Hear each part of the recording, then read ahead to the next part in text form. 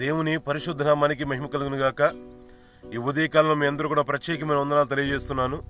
చూడండి, ఉదయకాలం దేవుడిస్తున్న వాగ్దానం చదువుకుందాం. ఫిలిప్పీలకు రాసిన పత్రిక 4వ అధ్యాయము 19వ వచనంలో ఈ విధంగా రాయబడింది. కాగా దేవుడు తన ఐశ్వర్యము చొప్పున క్రీస్తు యేసునందు మహిమలో మీ ప్రతి అవసరతను తీర్చును. దేవుడికి స్తోత్రం. క్రీస్తు యేసు మహిమలో మన ప్రతి అవసరతని ఈ లోకంలో తీర్చడానికి దేవుడు ఇష్టపడుతున్నాడు.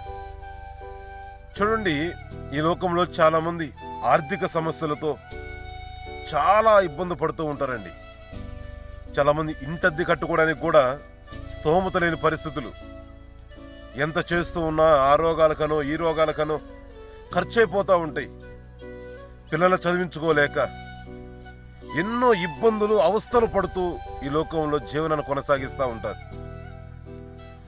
దేవుడు సెలవిస్తూ ఉన్నాడు, నీ ప్రతి అవసరతను కూడా ఆయన మహిమలో యేసుక్రీస్తు ద్వారా తండ్రి అని దేవుడు ప్రతి అవసరతను తీర్చాలని ఇష్టపడతా ఉన్నాడు. దేవుడికి స్తోత్రం. హల్లెలూయా.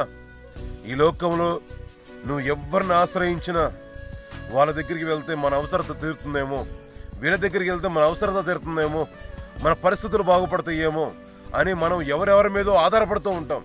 ఎవరెవరి మీదో మనం మనసు పెట్టుకుంటూ ఉంటాం. కానీ దేవుడు సెలవిస్తూ ఉన్నాడు, యేసుక్రీస్తు ద్వారా తప్ప ఈ లోకములో ఎవరి ద్వారా కూడా మన అవసరాలు తీర్చబడవండి. మన అవసరాలు తీర్చబడవు.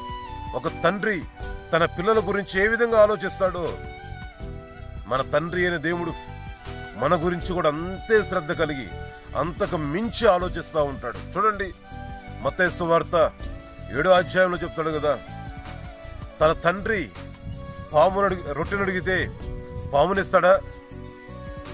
చూడండి, లేకపోతే రాతనిస్తాడా? ఆకలి అవుతుంది అన్నం పెట్టంటే ప్లేట్లో రాళ్ళు పోసిస్తాడండి తినముని? ఇవ్వడు కదా. ఈ లోకం అన్యాయస్తుడైనటువంటి తన తండ్రే తన కుమారుడికి మంచి ఈవులు ఇవ్వాలని ఆశపడుతూ ఉంటే పరలోకమందున్న మన నిజమైన తండ్రి మనకు అంతగా మించిన శ్రేష్టమని ఇస్తాడు కదా.